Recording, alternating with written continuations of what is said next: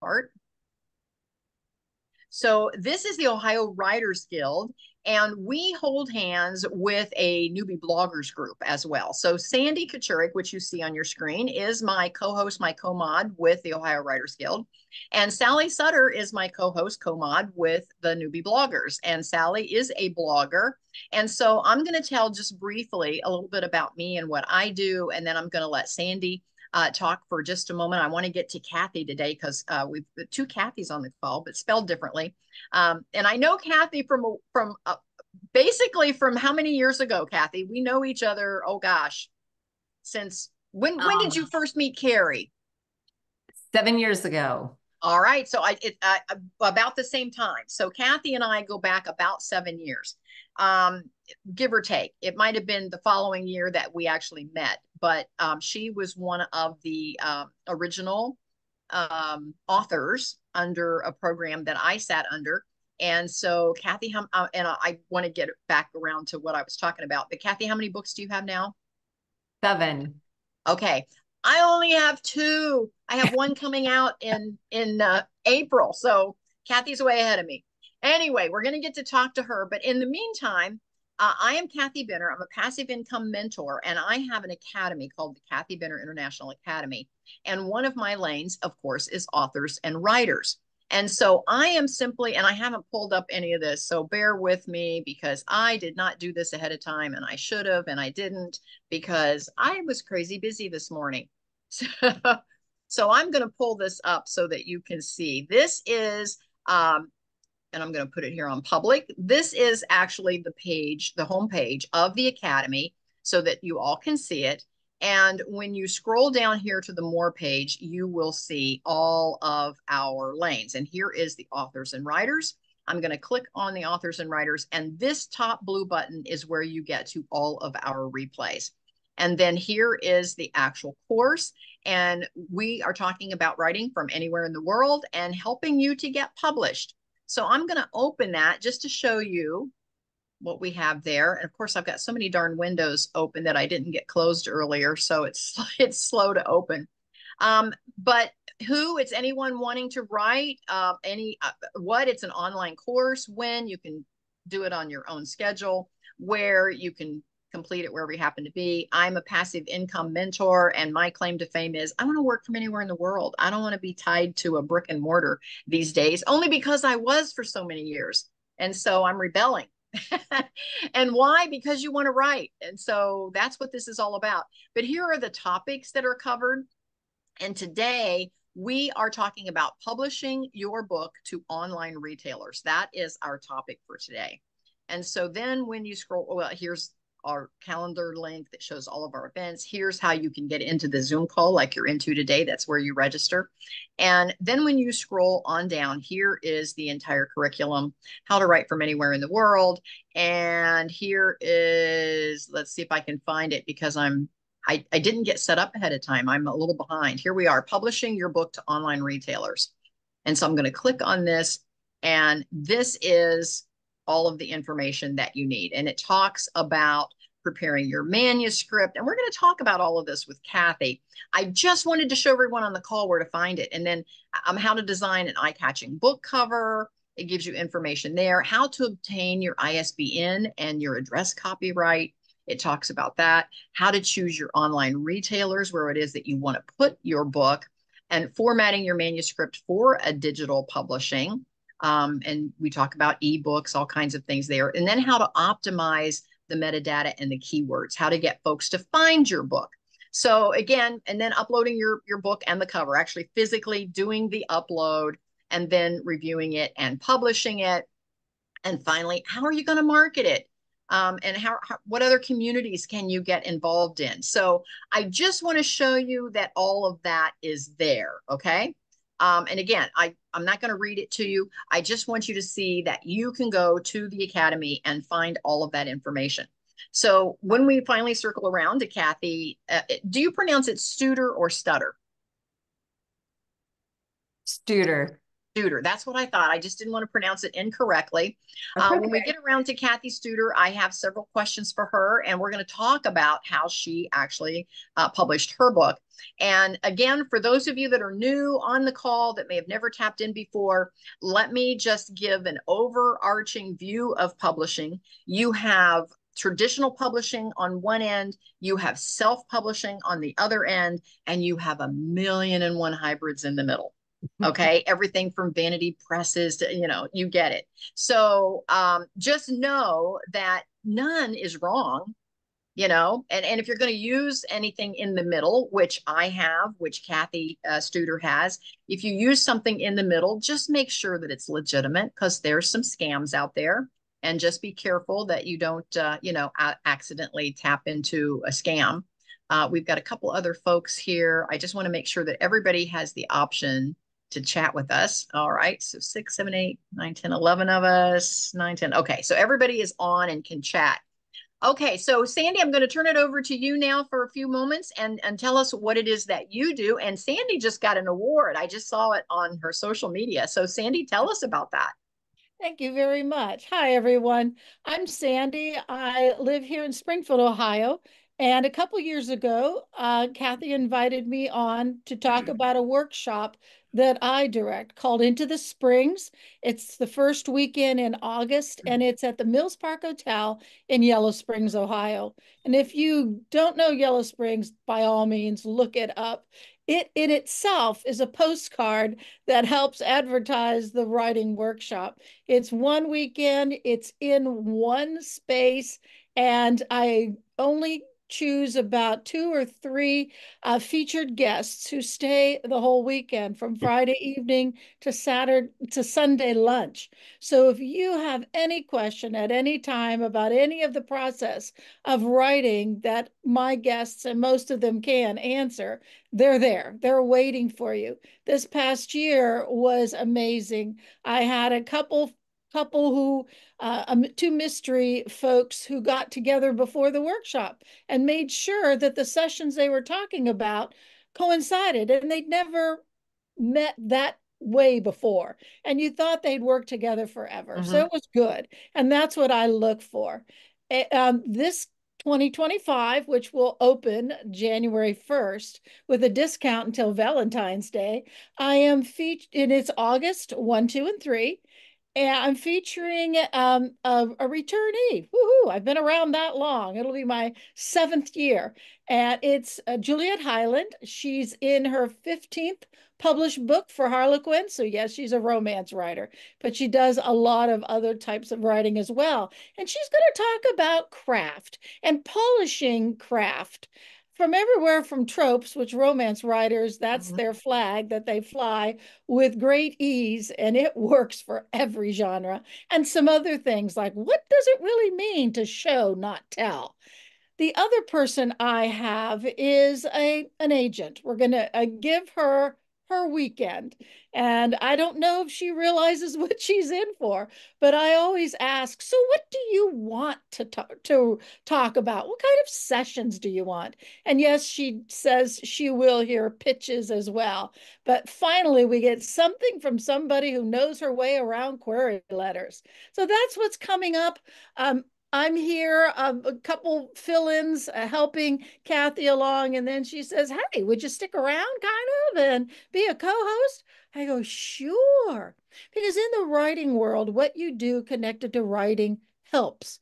No matter if how you might think it doesn't, it does. So when I put co-host to the Ohio Writers Guild Zoomcast here monthly, well, that says something about the fact that I want to be heard and seen as a writer. So that's why I'm here. I enjoy it. A little side note, my construction workers have gone on lunch. And if they come back before we're done and you hear those drills going on, I will mute. But otherwise, I think I'm in the clear. Thank you very much, Cathy, for having me once again. And good to Yes. see everyone. Thank you, Sandy. Yeah, that's fun. I live in a construction zone all the time. I have rental properties. That's my passive income. So I get it. Yes, for I sure. want to now switch over to Sally. Sally, tell us a little bit about you and what you do, and tell us a little bit about your blog for those that want to start a blog. That's a great way to start writing, by the way. That's a good way It to is. kind of, get your legs under you in writing and also, find out. Oh, yeah, Sandy, you didn't tell us about your award. We'll Okay. come back. Yeah. Go ahead, Sally. Okay, so my name's Cathy Studer. I live very close to Cathy, um, in outside of Canal Winchester. I am a travel agent. I own my own travel agency. It's been a rough few years, but you persevere and you get by. And actually, that's when I started writing this blog. And I admit I'm not very um, what's the word? I'm on medicine for pain, so excuse me. Yeah, Sally just had surgery. So, yeah, so speedy Shoulder recovery surgery, there, yeah. Sally. Um, So I'm not very prolific at it, but I do come up with different ideas. But my blog is called Embrace the Unexpected because what does life give you? The unexpected all the time. And I started that. I used to be very, things had to go my way. Like you said, Cathy, it's my way or the highway. Um, and I had a strict schedule I needed when we were traveling. Well, it doesn't work that way. And it took a while to hit home for me when we were going to when there was a Windjammer Barefoot Cruises. When they were in business, we were supposed to go to the ABC Islands out of Trinidad. Well, it was late leaving. The ship was late leaving. We got partway out of into the water and the motor split. So we spent most of the day waiting to be tugged back into the port and ended up going to the Leeward Islands instead of the ABC Islands. And I would not want to have been that one person was taking care of everybody, rearranging their flights. We had a choice of kind of a lottery because we were going to be moved to a much smaller ship. So there was a lottery whether we actually went on another ship, different direction, or went to Aruba. And we actually got on the ship that went to the Leeward Islands. And it was a marvelous experience. When you saw things you didn't expect to see. So you just embrace what's given you because it might turn out to be better than you were planning for. So, and that really is hard for people to embrace. So from that time on, I was more flexible in my plans. Everything might be better than what you were expecting and just go with the flow. So that's the name of my blog. That has to do, and sometimes I post about travel. Sometimes I post about just life experiences. And I've had lots of those, like everybody else has. This time I'm thinking about doing if you're sitting around thinking, oh, I wonder if, like, so my first thing was that I thought of, because I do this all the time, I wonder if you can dry herbs in an air fryer. The answer is yes. You absolutely can. I wonder if you should get trip insurance. The apps, just intersperse personal things with travel things. So I thought I'd do that next time I posted a blog. Just um, this seems kind of off the mark, but what question was, I wonder if you can clean plastic aquarium plants in the dishwasher. No, that's a no. And how do Hard we no. know this, Sally? Did you actually try it? No, I don't know. I Google, but the air fryer does a great job drying herbs, especially with oregano and basil. But no, you just have that curiosity. Yeah, so I you love wonder it. if these things. So that's and like I said, some things are very personal. When I turned 70, when I turned 69, now I'm 71 now, but heading quickly towards 72. Um, it's just, and I've always been that way. Like Cathy, you and I have talked about. Mhm. I made a cookbook for the kids because it's always, well, I wonder if I can make this. I wonder if I can. What happens if I do this to this recipe? You know. So it's might have gotten off track. Again, blame pain pills. No, But I love it. I love it because what you're actually saying is that there are a million and one ideas to write about. So there are, yeah. oftentimes when I do my blogger class, oftentimes the first question that I get is, well, what can I write about? And I'm like, oh my goodness, Yeah. what can And you it not doesn't, write about? like I said, it doesn't have to be about travel. It doesn't have to be travel with personal experiences. Good. That's a good thing to blog about. But it's more important that you come up with these different situations or faced with these different situations. And this is how you can, what you can do to resolve those. Like when Ed, and this has been almost a year, Cathy, that he was attacked by the fire hydrant. I remember that. October 3rd. So in the course of that, I was leading a trip to New Orleans because I do a lot of senior motor coach trips for senior center. So we were second day, we decided I should stop at a Buc-ee's because not a lot of people from Ohio know about Buc-ee's. And at the time I had a broken foot. So Ed was helping me, my husband was helping me off the bus. He turned around and we don't know exactly what happened, but he ended up on the ground. He had been at the top of the fire hydrant, went through his shorts, went through his leg. It was just horrific. And it took us a long time to get over that. But in the course of that, the motor coach driver called the ambulance, so took him to the small hospital, we stitched him up. But we had to catch up with the bus that went on to New Orleans. And in the process of that, we had to get a car. We had to figure these various things out, and he had to drive, believe it or not, because my right foot was broken. So So it's you're just, saying you were really put to the test to embrace the yes, unexpected. yes. But knowing how to figure those things out is incredibly helpful. And I was so thankful for the technology that we have today. I can get on my phone, get an Uber to take us to the rental car place. So it's just educating yourself on that and knowing how to do those things. So we are all not too old to learn those things. So it's helpful to know. Sally, And thank you so much. that's something you can blog about. Yes. Yes. Unlimited topics to blog about. So, and Unlimited again, topics. And I usually do mine in Word first. So you can kind of just say whatever you want to say and then go back and shorten it up or finesse it. So that's a great way, and Cathy's right. That's a great way to start writing. yep, I love it. Now, depending on how often you blog and what kind of train of thoughts you have as you're blogging, you can actually turn your blog into a book later on. That's also an option. So keep that in mind. So I And you love notice, that. Cathy, I've been posting more about trips that are coming up. Yes, yes. And it's a great way that Sally can monetize her blog because she is a travel agent. So when she talks about travel, she can then just, link them It's right an over. automatic thing. Yeah. So that's a perfect way to optimize her blog. I want to jump back over to Sandy. Sandy, tell us briefly, what was your award that you just received?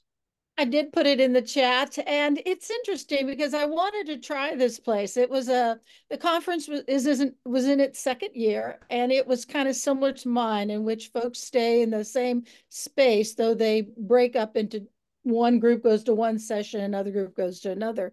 But they had a contest, and because the conference was sponsored by a publishing company, a small one in the Berea, Kentucky area, they offered first time a writing contest. And the first prize was a publishing contract with Martin Sisters Publishing. And they had three. And they were just asking for the first 2,500 words of a novel.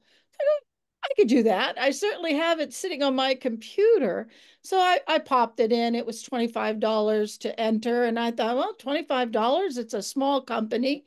That's doable, even if I'll call it a donation if nothing else happens.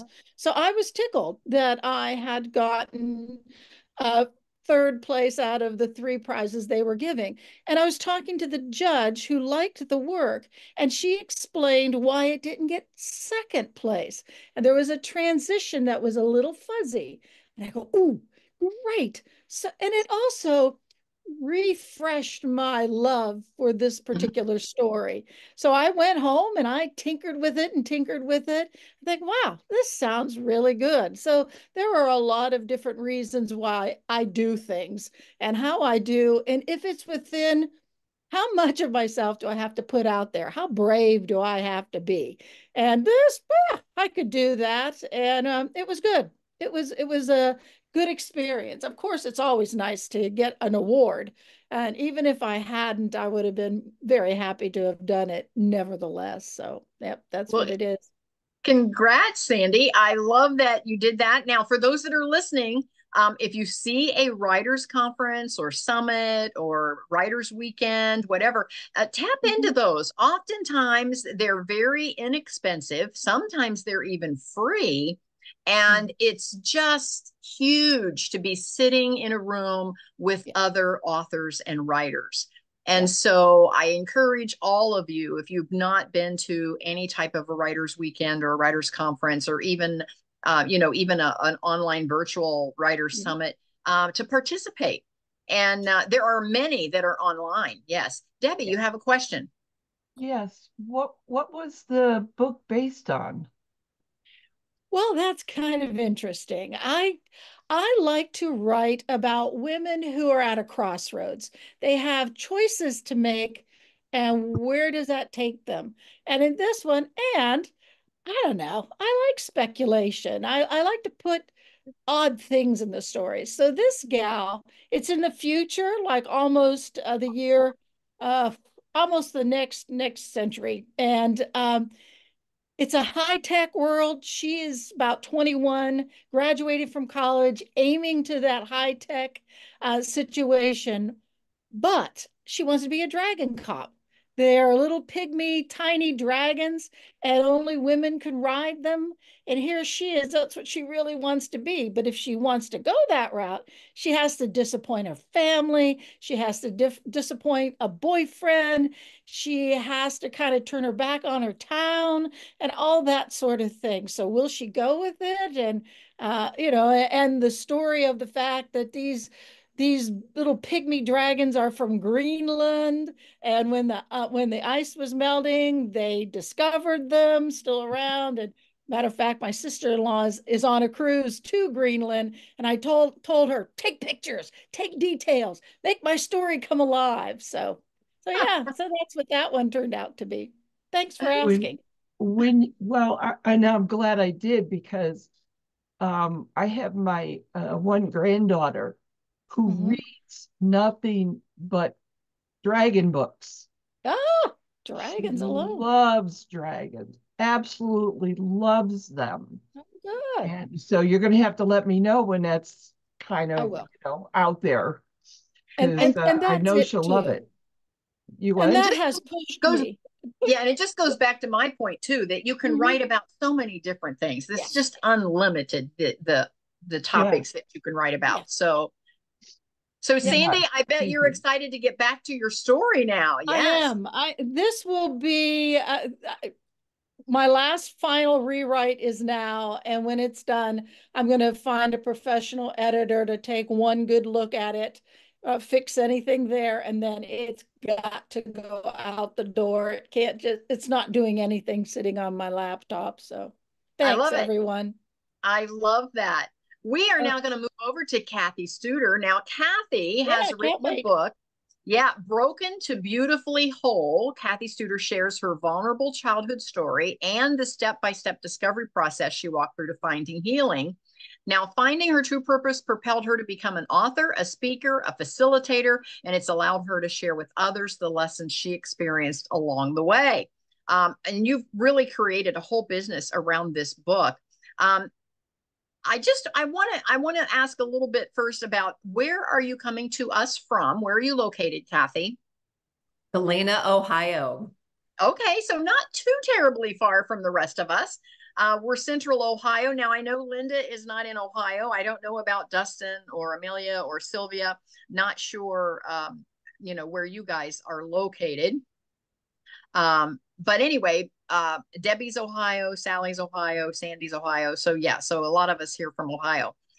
What inspired you to take that first step toward writing your story and actually sharing it with the world? We have some folks. Oh, Amelia said she's Toronto in Canada. Yes, well, I love that. Thank you. Yeah, Sylvia's Columbus. Yeah. Megan is New Albany, Ohio. Yeah, a lot of Ohio folks, and Canada's in the house. So good to know. We have a lot of folks on the call, and we'll listen to the call later, Cathy, that they want to write either a memoir, or they want to write their story, or they want to go forward. And what is it that actually inspired you to take that first step? What made you say, I need to write this story? Well, if you would have told me 7.5, 8 years ago, I would write my very vulnerable story and share it with the world, I would have told you you're smoking something. That is not going to happen. But I will share. Hairstylist by trade. It was a conversation with my client who suffered from anxiety, depression, and PTSD, and I had no idea why. One day in my chair, she shared that she was a survivor of child sexual abuse. I then shared my story. I am a survivor of long-term child sexual abuse. And during our conversation, she looked me in the eye and she said, Cathy, why didn't you suffer to the degree that I did? First, let me share, I had a healing journey that took years, but I didn't suffer to her degree. At the end of the conversation, she looked me in the eye and she said, girlfriend, you need to write a book. Well, I laughed it off that day. I thought, I'm not going to write a book, but her question bugged me and it laid on me. And I reflected, introspected, took notes, and then I did massive research. 9 months later, I had the answer to her question. And with a calling with a purpose, again, that I never saw coming ever, I started to write and then publish my book, Broken to Beautifully Whole, which shares my healing journey and what I did, along with creating a call to action to defeating and preventing child abuse. Wow. What I know and what you know, and what many of our writers already know, is when you write something that compelling, you almost have to relive the events. That could be even traumatic in itself. So that is so challenging. How did you find that process to be healing in some way?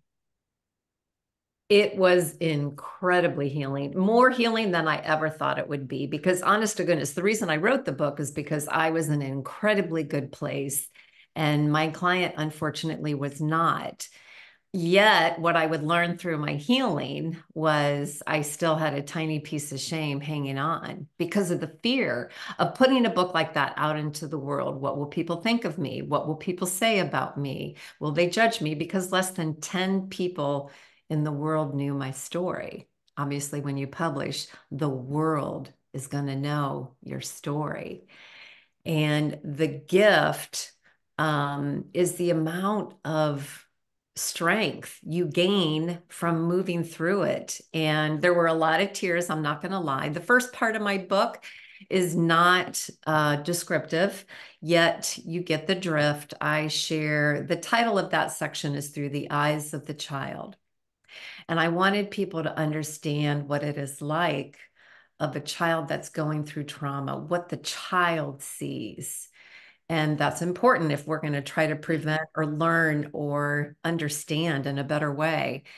And I would take a couple hours throughout the week during the day, and I would write. And it was empowering. It really was. After the tears, it was a release. But at the same time, it was really valuable. And it is incredible after you finish how much stronger and how much more resilient you feel after sharing a story like that. And again, it was far more healing than I ever thought possible. And I was in a good place, but it was a gift. And it's been honored to say it's been a gift to others.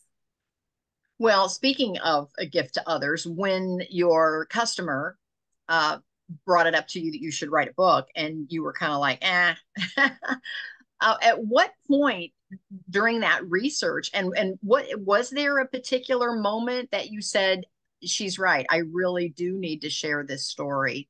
You know, how did that influence your decision to actually publish? Well, that's a great question.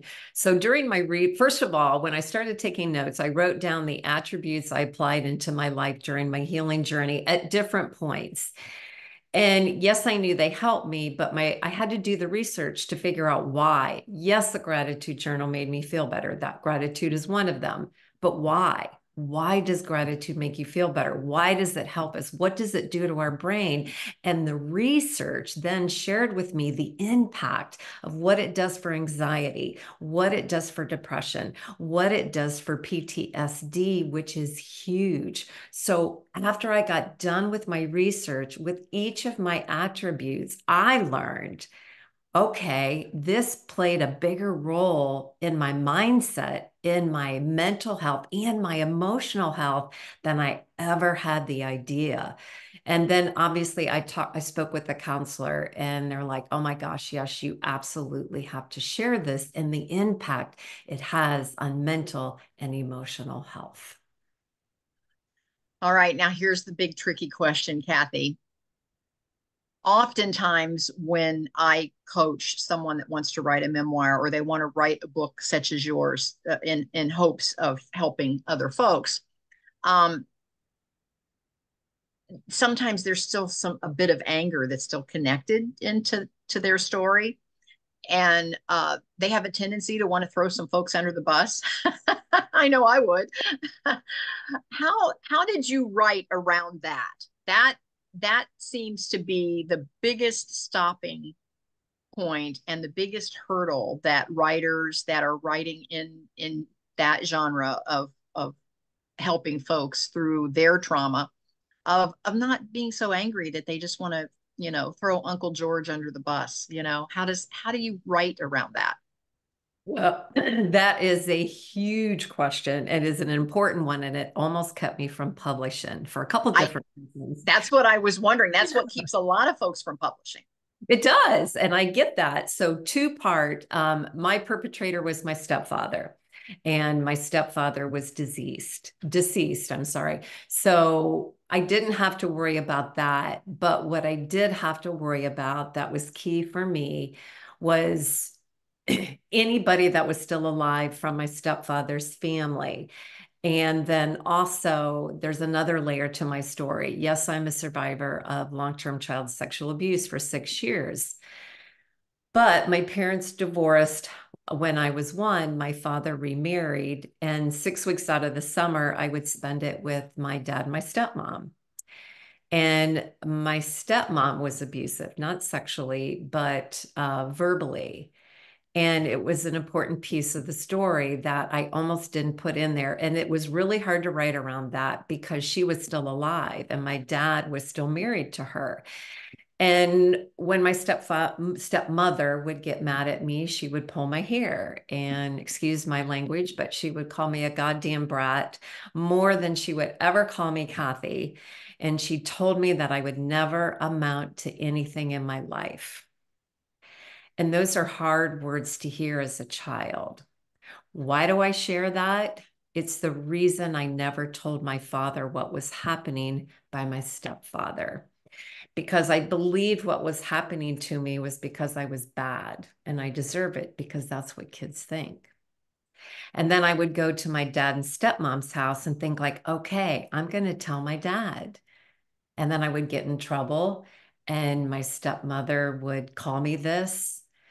And so then as a child, you internalize, wow, I am bad. I must deserve all of this.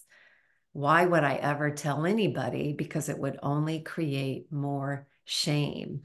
So there is a chapter in my book about my stepmother. I rewrote that chapter 5 times. And I'm going to explain that. And this is important for authors to hear. I had two different editors, and both of my editors told me that, Cathy, you've got to explain this piece of the story. It's so important, because otherwise people are going to walk away going, why didn't she tell her dad? Why didn't she tell her dad? Why didn't she tell her dad? So I needed to share it. But at the same time, how do I share this piece without totally turning her into a monster, but yet being honest? And it was complex. And so I softened it and softened it and softened it, because the whole point of my story was not demonstrating that she was this horrible person. The whole point was words matter. When you're speaking to children, words matter always, especially if kids are undergoing trauma. And that's what I had to focus on, not what she did. And it was hard. It was incredibly hard. And then I had to take it to an attorney. And the publisher that you and I worked with, they had an attorney, and they were so kind. And that was the only part of my book that I was worried about. And they asked me to send the chapter, and I did. And they immediately responded and said, Cathy, you have nothing to worry about at all. The way you wrote this is beautiful, considering what you went through. She didn't even charge me anything for reading that chapter. So it's complex. And I'm going to follow that with saying, after I published my book, I knew it wouldn't have a great response with my father. And I'm going to go backwards for just a minute. Sure, sure. And this is important just to people to think about when they're writing. But one of the reasons it was super hard for me to publish is because my dad still didn't know. We never told my father. This is in my book, and let me explain why. Yes, we reported. Yes, we reported to Children's Services, but we didn't prosecute. And I go deeper in this with my book, but the reason we didn't prosecute was because back then, this was several years ago in the 1970s, unfortunately, they put children's names in the newspaper, and you had to get on the stand and they publicize it. And the amount of shame I felt at 12 years old was so immense. And I couldn't imagine. You want to be liked and loved so bad. And what will my friends think of me? What will my neighbors think of me? What will people think about me? And at 12 years old, I knew if we publicized this, I knew my dad would sue for custody. And I knew he would likely win because my mom worked nights, which is why this happened to me. And I knew I didn't want to go from one form of abuse that just ended to another form of abuse with my stepmother. And that's why we never prosecuted. So I had to tell my 80-year-old father for the very first time that his daughter was abused, and he didn't know. And I could tell you, I'd rather stand in front of 10,000 strangers and share my story now, as hard as it was to go tell my dad. And it was rough. A tremendous amount of tears. And then obviously the other journey was when my stepmother would read that chapter in my book. I was going to ask, what happens once you're published and your dad and your stepmother read the chapter? Was there any backlash at that point? A little bit. And so my dad and stepmom did not talk to me for 6 months. But I reached back out to my dad on his birthday. He did pick up, and we worked through it. My dad has since passed, and I don't have a close relationship with my stepmother, but we do talk, and we're friendly. And I believe it or not, I really took the high road. I wrote her a letter after my book was published, and she was upset. And I told her, I said, the point of this chapter was not to demonize you. This is not to demonize anybody. The point in this chapter was how much words matter and what happens to children when they are going through trauma and how they view everything that happens to them. And it allowed a conversation just between the two of us to at least stay connected in a small form. But other than that, it was okay, but it was rough. It was rough. I'm not going to lie. It's hard, but yet I knew The purpose in this book and the mission was far more important than my fear and what was going to happen. Wow, Cathy, that's huge. And again, that's usually the stopper for most folks that I'm coaching that want to write either a memoir or a story like yours. That's usually the biggest stopper, is the fear that the family is going to totally turn against them, because nobody likes to hear, something that they did wrong, or even something that a family member thinks they did wrong. And so that's a tough one. So now you've got your story. You've decided after your research that you need to get published. You're writing. You've sent this chapter out. At this point, and I probably don't have that in the correct order, because I think you found the publisher before you sent your chapter out to the attorney. But how did you actually find or decide who you wanted to use to publish this work for you? I originally thought I would do traditional publishing, and I had reached out to a couple of people, sent my manuscript, did not get a response. But during that time, I had connections with a couple different people through Author Academy Elite. As Cathy knows, that's how we met each other. And then I looked into self-publishing, because I truly thought, when I didn't get those first couple of responses with traditional, I thought I would do self-publishing. But I had never been a publisher. I had never written a book. I didn't know where to start. I had rough ideas. Yes, I could do the research. But the gift for me, and why I went collaborative publishing, is because they gave me a blueprint. I had a blueprint to follow, and that was important. That was critical. So I paid that upfront fee for that blueprint, but then the gift in return is I owned all royalties to my books. I own all rights to my books. I can do whatever I want with my books, and I wanted that. So for me personally, it was the gift right in the middle.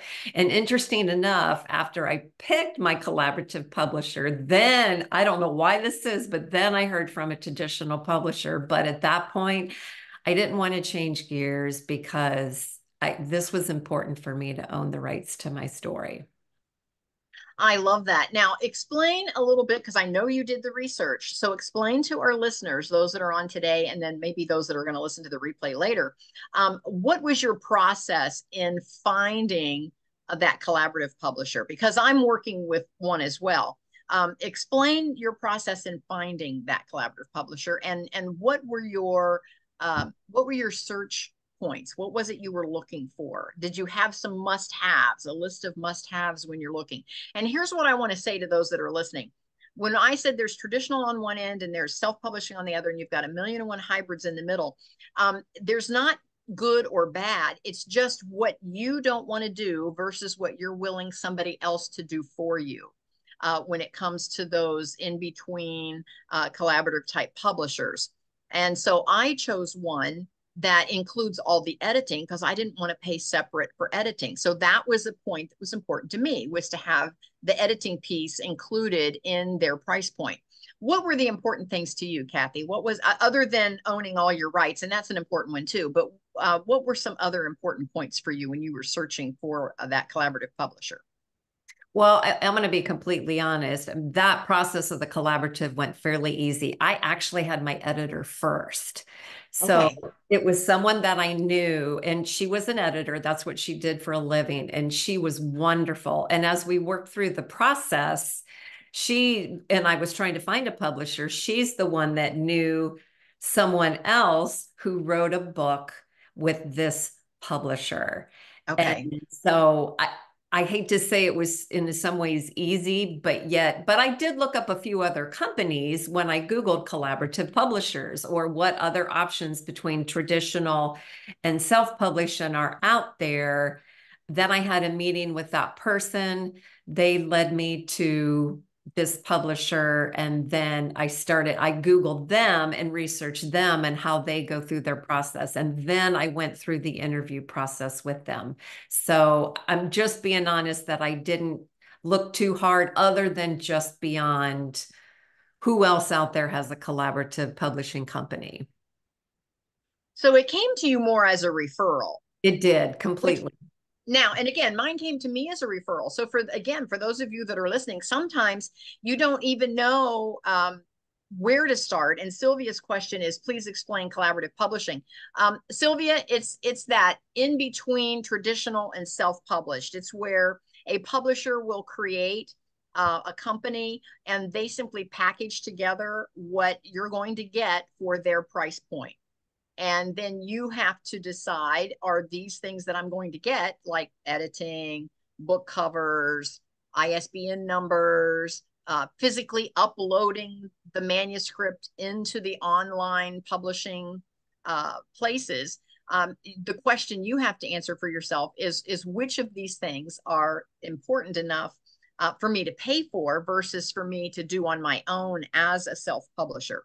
Because when you self-publish, like Cathy said, you have to go back and figure it out. You have to do your research if you've not done it before, and you kind of, it can be done because obviously there are thousands of people doing it. So it can be done.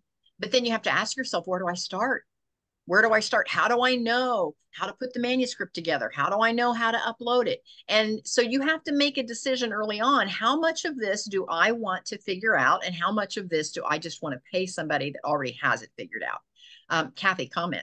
I do. I want to add to that. And I tell you what I loved about who I went with, and this is for anybody out here. I was not technology savvy at all before I started this. I was a hairstylist and I really didn't know how to manage and store and my OneDrive. And so there was so much I had to learn.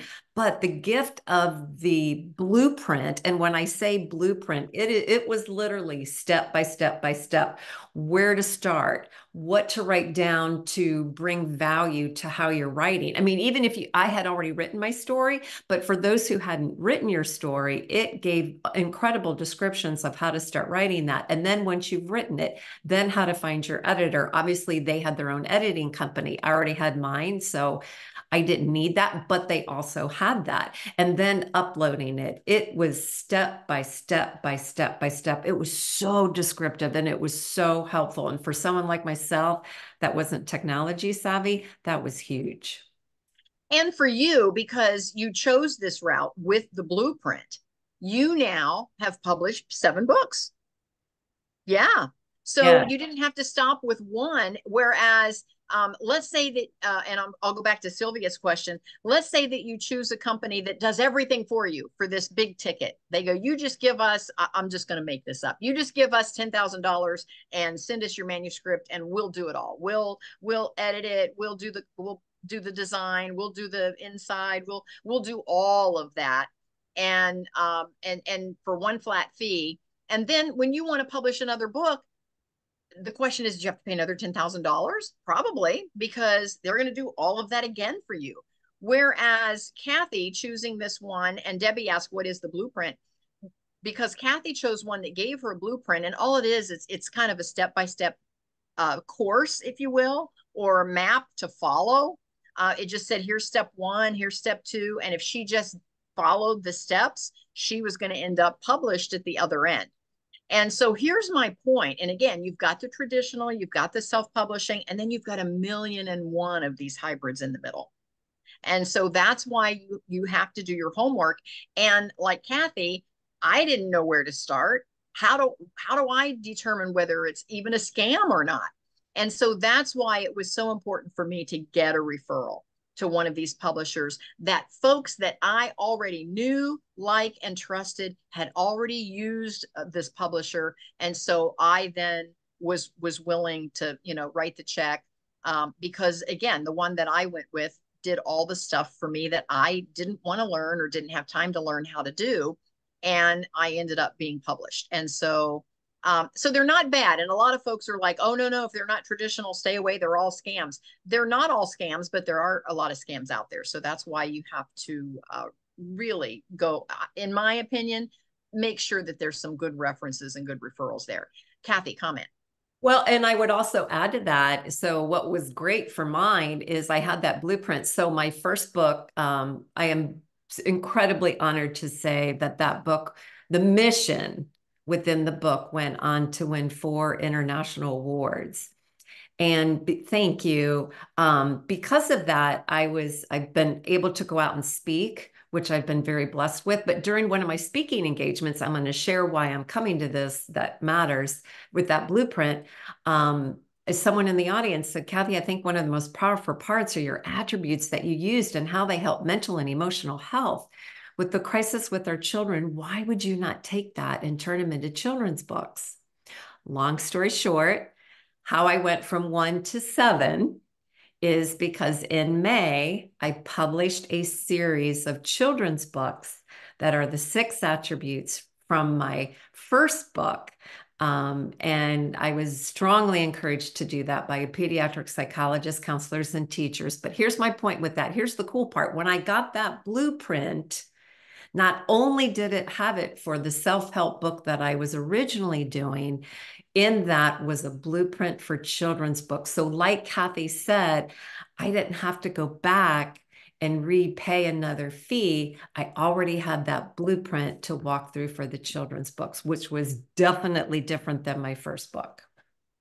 So now I want to segue just a hint because, and I'm going to ask Cathy some pointed questions here in a moment about her actual writing process, but I want to segue for just a moment and just give a little overview of marketing. What I am seeing in Cathy is that she took this first book. She then, because she had the referral, to this publisher that had this blueprint type option, she was able then to reuse it and publish even more books and create an actual business out of her books, where now she is an inspirational speaker and she can travel and actually market all of this as a package. And am I correct? You also have workbook where folks can use this in their own small group settings and go through a workbook. Am I correct about that? I'm sorry. I'm so sorry. The children's books. Yeah. So the children's books come with resource guides in the back. And because of that, I am in the process of becoming vendors for local schools. I'm currently a vendor for the Columbus City schools, and we're working on getting the books in the schools because they qualify for social and emotional learning. My first book does come with a workshop that I can do to help guide people through to adopt it a little bit faster. So, but yes, the children's books for sure. So you can see where Cathy has actually made an entire business out of her books. And Sandy and I talk about this all the time. Books are business. Books are a business. And that's why you want to make a book and create a book that actually gets some traction out there and gets that readership.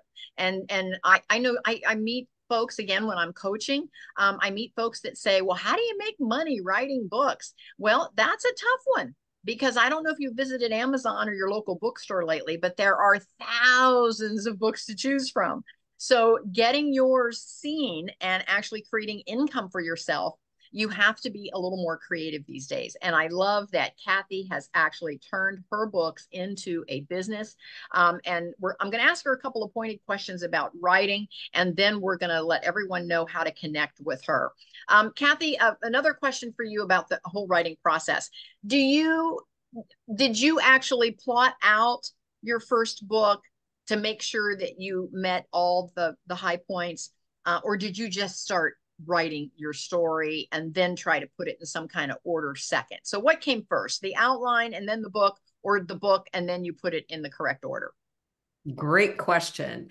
So again, being completely honest, I had a very unorganized pile of index cards where I had taken all of my notes. So the first thing I did was organize those index cards.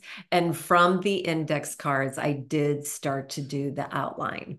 And with that outline, I knew I wanted to do a small section on my story. Again, not graphic, but important for people to see it through the eyes of the child. And then I wanted to share the why.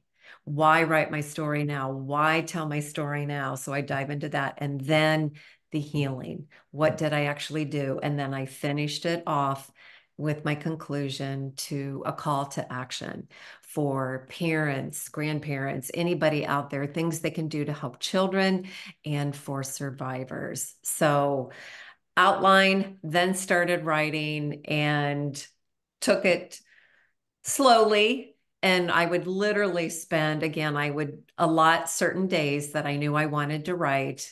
And I found that place in my home where I felt like I could focus, where I was. What was that place in your home? Believe it or not, it was my dinette looking outside. We do have woods behind us, and I love seeing the trees outside. So I would just sit and know that I could have the trees and nature behind me while I would write. So, but again, for me, outline first. Okay, okay. I tried writing without the outline. I finally, just tossed all of that and started over with the outline. It's much easier for me. So, but everybody writes a little differently. Absolutely. My question to you: do you have a certain time of day that you did your writing, or just when the inspiration hit you? Again, were you working full time and trying to write this story? I mean, there's all kinds of things that jump in the way when you're trying to write. Absolutely. So I was still working at the time, 3 very long days, but what I would write on my days off. And for me personally, this is just me, everybody's different. For me, my best time was between 10 in the morning and 1 in the afternoon. And I would mark that time out and I knew I could write. And then in the afternoon, I would focus on life, house stuff, just whatever else needed to be done. And my other career. But for me, that was the best time. I did try a couple times in evening. And I know for some people that works fantastic. For me, I was starting to get tired and kind of that mid-morning was my best time. I think we all kind of have that internal time clock that we know when our best time of day is. Mine is first thing in the morning. If I can sit and write for a couple of hours before my crazy day takes over, that's the best time for me. But everybody has a different time. And yours was just at your dinette looking outside, Yep, I get it. I'm in the corner of my kitchen. So like you, I'm looking out over bird feeders and I've got white squirrels in my yard that come visit me every morning. So I love to sit in the corner, and my kitchen has, like, Debbie's been to my house, Sally's been to my house. It's got 2 windows right in the corner, and my office desk is right there. So, like you, I love to look outside while I'm writing. It gives my mental, I get a little bit of a mental rest if I just relax and look outside for a few minutes in between writing. So I love that. Cathy, how can folks get in touch with you? And then also put that in our chat and make sure you click to everyone. But how can folks connect with you if they want to? They can connect by email. I'm Cathy Studer. I'll put that in here, Cathy Studer4@gmail.com, or my website, cathystuder.com. Yeah, nice and easy. Yes. And in the meantime, do anyone on the call, do you have any questions for Cathy? And again, or for me or Sandy or Sally, be, as detailed as you'd like. We'd love to help answer your questions. Yes, Debbie. Cathy, I have your book and it's amazing. From the Oh, last time Cathy, ooh, that's tough. The last time Cathy had you on. um, but what I just wanted to mention or just comment on is I just got back from a trip to New York last night, and I went down a lot of memory lanes while I was there. And I know what I want the cover for my memoir book to be.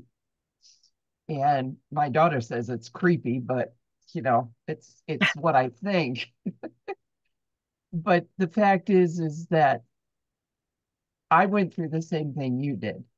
And the houses that I grew up in are still there, except the last one, which was the worst one, which, kind of thinking about it now, it kind of reminds me of Forrest Gump. But anyways, do you find going back and looking at places helpful?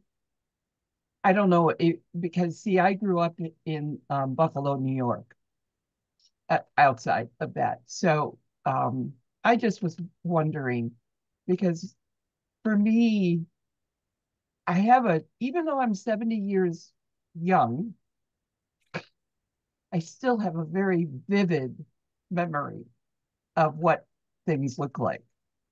Yeah, I don't think a lot of people fully understand that because when I was in the middle of writing my book, the Me Too movement started. And I heard someone say, and I did address this in my book. Someone said in a not nice way, why tell your story now when it's been 20 years, 25 years, 30 years? What's the point? What's the point of telling your story?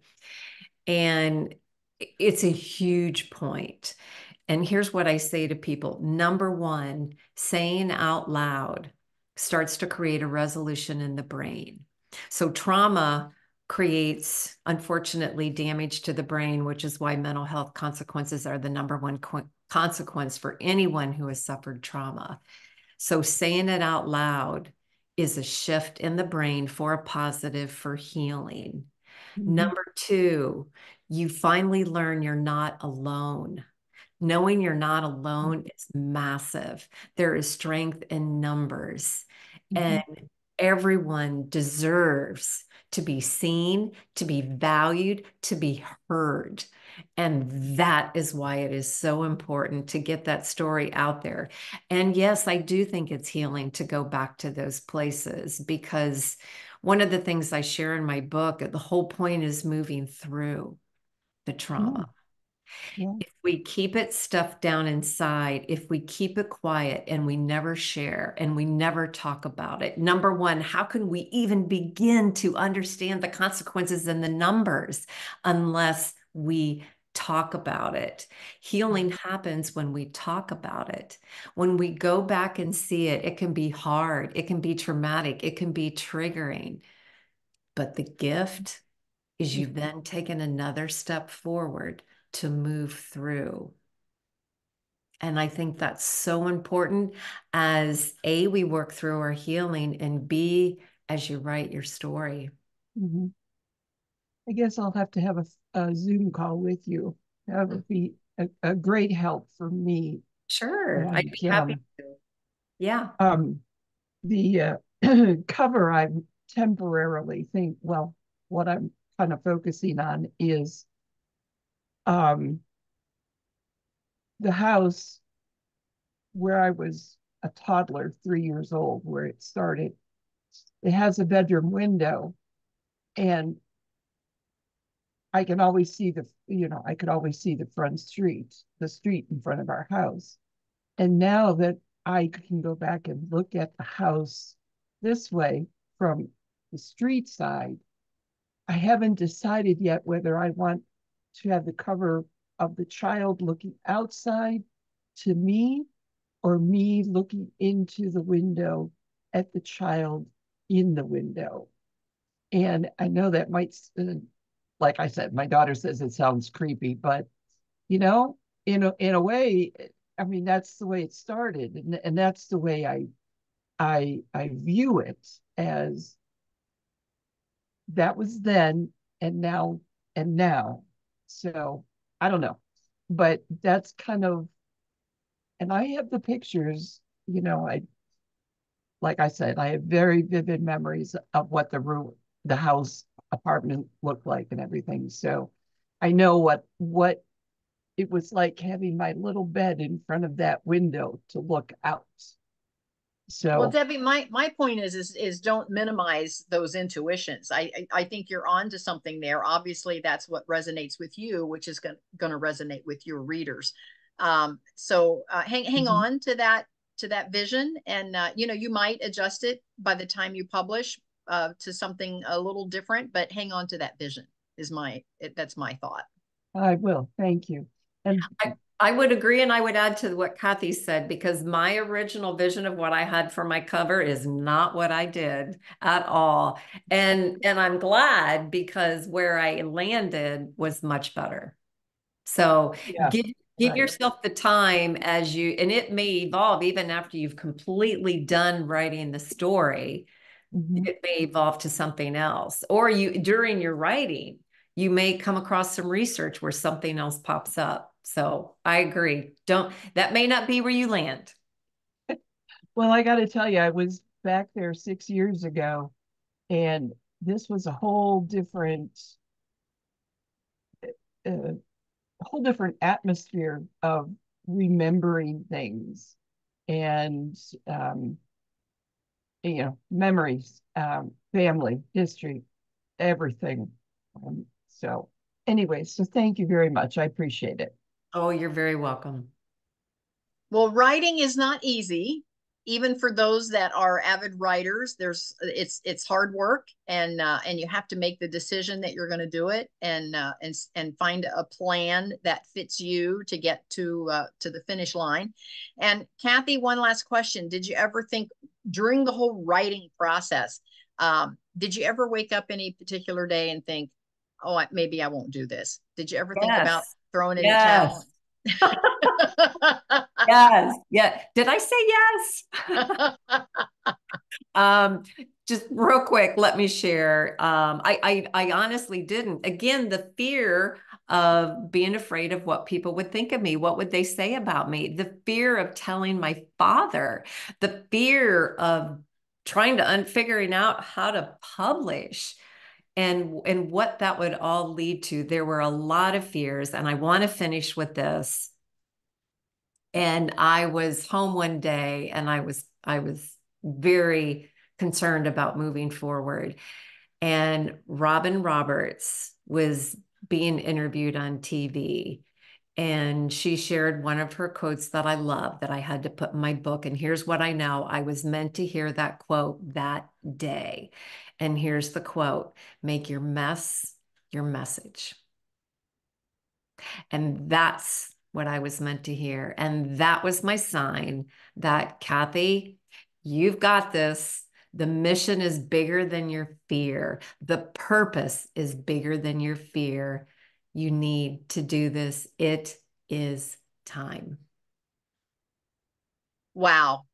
Cathy, thank you so much. I hope that we have inspired some listeners today to continue to write. If you're writing your story, to continue to write your story.